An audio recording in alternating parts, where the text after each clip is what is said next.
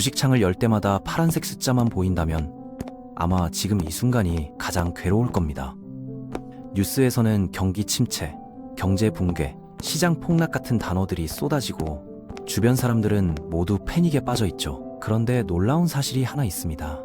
역사상 가장 큰 시장 붕괴가 일어났던 순간 그 자리에서 새로운 백만장자들이 탄생했다는 거예요.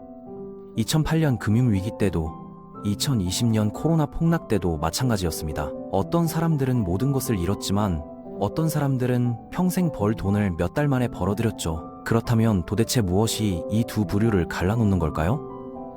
운일까요? 아니면 전략일까요? 사실 시장 폭락은 저주가 아니라 기회일 수 있습니다. 문제는 대부분의 사람들이 그 기회를 알아보지 못한다는 거죠. 공포에 질려 손실을 확정하거나 반대로 무모하게 뛰어들어 더 큰 손해를 보는 경우가 대부분입니다. 오늘은 주식시장 폭락에 대한 이야기입니다. 왜 폭락이 일어나는지, 그게 정상적인 현상인지, 그리고 가장 중요한 질문인 어떻게 하면 폭락에서 살아남아 오히려 이익을 볼 수 있는지 알아보겠습니다. 주식시장 폭락을 이해하려면 먼저 왜 이런 일이 벌어지는지 알아야 합니다. 폭락은 주식시장이 갑자기 급락하는 현상인데 보통 세 가지 주요 원인이 있거든요. 첫 번째는 거품의 붕괴, 두 번째는 경기 침체와 정책 변화, 세 번째는 블랙스완 현상입니다. 먼저 거품 붕괴부터 살펴보죠. 거품은 주식 가격이 실제 가치보다 훨씬 높게 올라갈 때 발생합니다. 대개 과대 광고 때문이죠. 실제 사업 성장과는 관계없이 사람들의 기대감만으로 가격이 치솟는 겁니다. 그러다 투자자들이 현실을 깨닫는 순간 모두가 동시에 주식을 팔기 시작하고 가격은 급락하게 되는 거예요. 2000년대 초반 닷컴 버블이 대표적인 예입니다. 당시 인터넷은 새로운 혁명처럼 여겨졌고 이름에 닷컴만 들어가면 투자자들이 돈을 쏟아부었거든요. 수익이 없어도 제대로 된 사업 모델이 없어도 상관없었습니다. 최고조에 달했을 때는 400개가 넘는 인터넷 회사가 상장되었고 나스닥 지수는 800% 이상 급등했죠. 하지만 사람들은 곧 깨닫게 됩니다. 이 회사들 대부분이 수익을 내지 못한다는 사실을요. 모두가 주식을 팔기 시작했고 거품은 틉니다. 80% 가까이 폭락했고 시장이 수조 달러가 증발했죠. 거품이 터지기 전 가격으로 돌아오는데 무려 15년이 걸렸습니다. 거품은 이렇게 작동하는 겁니다. 과대 광고가 가격을 부풀리고 현실이 가격을 터뜨리는 거죠. 두 번째 원인은 경기 침체와 특정 정책입니다. 경제 상황이 좋지 않으면 인플레이션이 높아지고 음식과 임대료 같은 생필품 가격이 오릅니다. 그러면 사람들은 지출을 줄이게 되고 기업의 매출이 감소하죠. 회사 수익이 줄어들면 투자자들은 미래 수익도 감소할 거라고 예상해서 주식을 팔기 시작합니다. 이런 상황이 계속되면 경기 침체로 이어질 수 있어요. 생산이 둔화되고 지출이 감소하며 투자자들은 공황 상태에 빠지는 거죠. 그러면 주식시장은 더욱 하락하게 됩니다. 그래서 경기 침체는 종종 주식시장 붕괴와 함께 옵니다. 때로는 특정 정책 때문에 폭락이 일어나기도 해요. 인플레이션이 너무 높으면 중앙은행은 금리를 올려서 인플레이션을 늦추려고 하거든요. 금리가 오르면 대출 비용이 높아지고 돈이 필요한 기업들은 어려움을 겪게 됩니다. 생산량을 줄이고 사람들은 돈을 저축하고 지출을 줄이기 시작하죠. 이로 인해 공황이 확산되고 주가는 더욱 하락하는 겁니다. 그래서 중앙은행이 금리 변동을 발표할 때마다 투자자들이 긴장하는 거예요. 금리가 오르면 기업의 대출 비용이 비싸지고 주가는 일반적으로 하락합니다. 반대로 금리가 내리면 대출이 저렴해지고 기업은 자금을 더 쉽게 구할 수 있어서 주가는 보통 상승하죠. 세 번째 원인은 블랙스완 현상입니다. 블랙스완은 전쟁, 전염병, 테러 공격, 금융 스캔들 같은 예상치 못한 재난을 가리키는 말이에요. 이런 충격은 사람들을 경제에 대해 걱정하게 만들고 두려움 때문에 가능한 한 빨리 주식을 팔게 만듭니다. 그러면 가격이 폭락하는 거죠. 2020년 코로나19 폭락이 대표적인 예입니다. 아무도 전염병이 올 거라고 예상하지 못했고 투자자들은 기업이 문을 닫고 세계 경제가 붕괴될 거라고 우려했거든요. 몇 주 만에 세계 시장은 30% 이상 하락했습니다. 이 세 가지가 주식시장 폭락의 주요 원인이에요. 물론 과도한 레버리지나 증거금 요구, 무리 행동 같은 다른 요인들도 있지만 핵심은 이 세 가지라고 볼 수 있죠. 그렇다면 진짜 질문은 이겁니다. 폭락은 정상적인 현상일까요? 아니면 해야 할까요? 답은 간단합니다. 네, 주식은 정상적인 현상이에요. 주식 항상 오르는 게 아니라 주기적으로 오르락 내리락 하거든요. 한다면 폭락이 게임의 일부라는 걸 이해해야 합니다. 트레이더들에게 이런 상승과 하락은 낮은 가격에 사고 높은 가격에 파는 기회예요. 한다면 모두가 트레이딩 대신 장기 투자만 할 테니까요. 믿기 모르지만 역사는 시장이 반복적으로 침체되는 패턴을 따른다는 걸 보여줍니다. 주가가 약 5에서 10% 하락하는 폭락입니다. 이런 일은 거의 매년 발생하고 정상적 시장 변동으로 간주되죠. 두 번째는 주가가 10에서 20센트 하락 %입니다. 이름에서 알 수 있듯이 주가 조정 투자자들이 주가가 과대평가되었다는 걸 깨닫고 보통 연마다 1, 2 적정 가격으로 조정되는 현상이에요. 주가가 20에서 40% 정도 하락하는 하락장입니다. 이런 일은 보통 5, 6년마다 발생하는데 주로 경기 침체나 금리 상승 때문이죠. 경영 동화처럼 좋을 수는 없으니까요. 마지막은 주가가 40% 이상 하락하는 폭락입니다. 이런 일은 대개 1, 20년에 한 번씩 발생하는데 금융위기나 세계적 재난 같은 블랙스완 현상으로 인해 일어나죠. 역사는 시장이 폭락할 때마다 회복되고 더욱 강해진다는 걸 거듭 증명해왔습니다. 1973년 석유 금수 조치로 시장이 거의 50%나 폭락했을 때 완전히 회복하는데 약 7에서 10년이 걸렸어요. 1987년 블랙 먼데이 때 뉴욕 증권거래소는 하루 만에 22% 폭락했지만 2년 만에 회복되었죠. 2008년 금융위기 당시 S&P 500 지수는 거의 50% 폭락했지만 결국 4년 만에 회복되었습니다.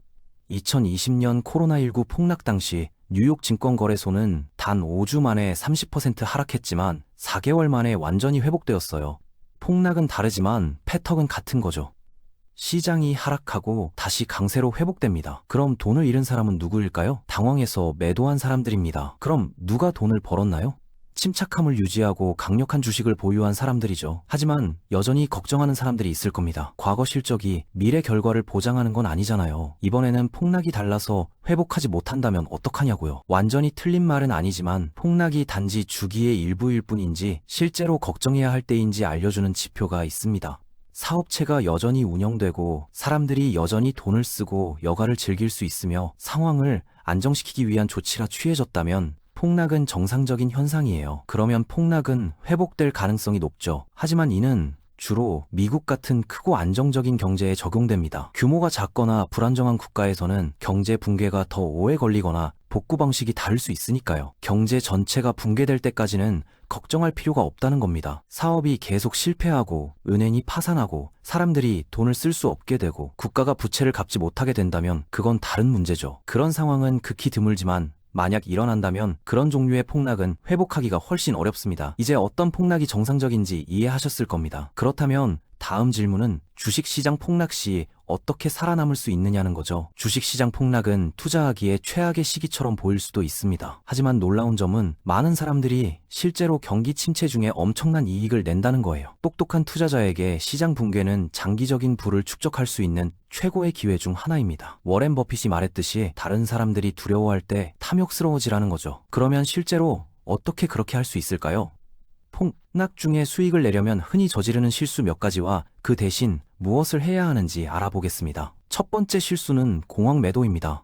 사람들은 자신의 포트폴리오가 파란색으로 변하는 걸 보면 더 떨어지기 전에 모든 걸 파버리고 싶어 하죠. 하지만 사실은 이렇습니다. 판매하지 않는 한 돈을 잃은 게 아니에요. 주가가 하락하더라도 회복할 가능성은 여전히 있습니다. 하지만 손실을 보고 판매한다면 그 손실은 실제로 발생하는 거죠. 튼튼하고 수익성 있는 회사에 투자했다면 시장이 하락했다는 이유만으로 매도할 이유가 거의 없어요. 공황 매도 대신 침착함을 유지하고 최신 정보를 파악하며 장기적인 관점에 집중해야 합니다. 두 번째 실수는 바닥 시점을 맞추려는 겁니다.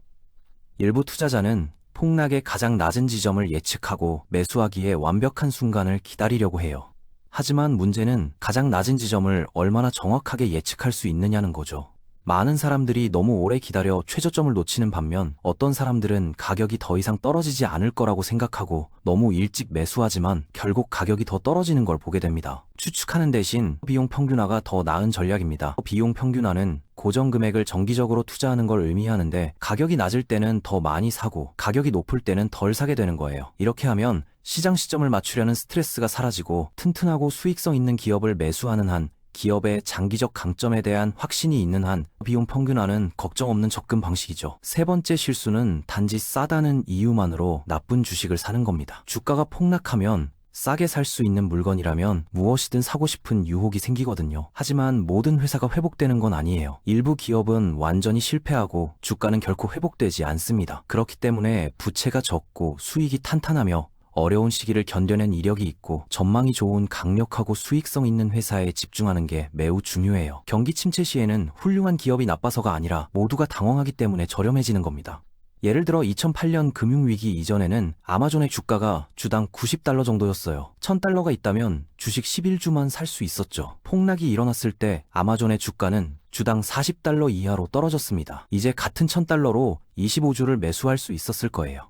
만약 조사를 했고 아마존이 미래 전망이 밝은 강력하고 수익성 있는 회사라고 믿었다면 그 가격에 아마존을 매수할 수 있었을 겁니다. 몇 년 후 아마존은 회복하여 급등했고 2021년에는 주당 $3000를 넘어섰죠. 8000%가 넘는 성장률입니다. 즉 폭락으로 인해 산 주식 25주가 $75,000 이상의 가치가 있었을 거예요. 네 번째 실수는 다각화하지 않는 겁니다. 일부 투자자는 모든 돈을 한 주식이나 한 부문에 투자하는데 그게 확실한 투자라고 생각하기 때문이죠.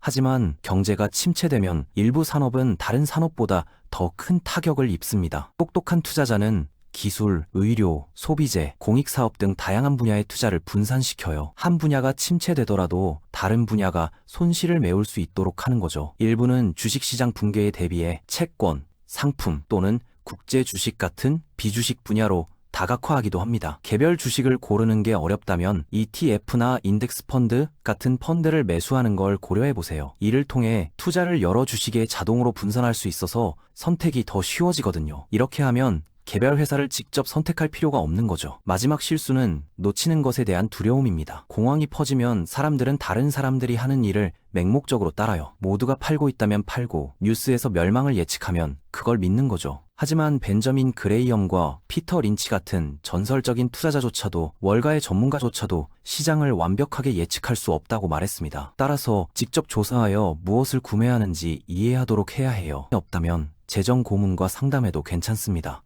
하지만 쪽이든 항상 무엇에 투자하는지 이해해야 하며 전문가도 맹목적으로 누군가를 따라가서는 안 됩니다. 했듯이 자신이 이해하지 못하는 것에는 절대 투자하지 말라는 거죠. 폭락은 무섭게 느껴지지만 이는 그저 순환의 일부일 뿐입니다. 역사적 주식시장은 폭락 후에도 항상 회복되었고 심지어 최고치를 기록하기도 했거든요. 할 수 있는 사람은 아무도 없지만 과거편 경제가 완전히 붕괴되지 않는 한 회복이 그 가능성이 높다는 걸 알 수 있어요.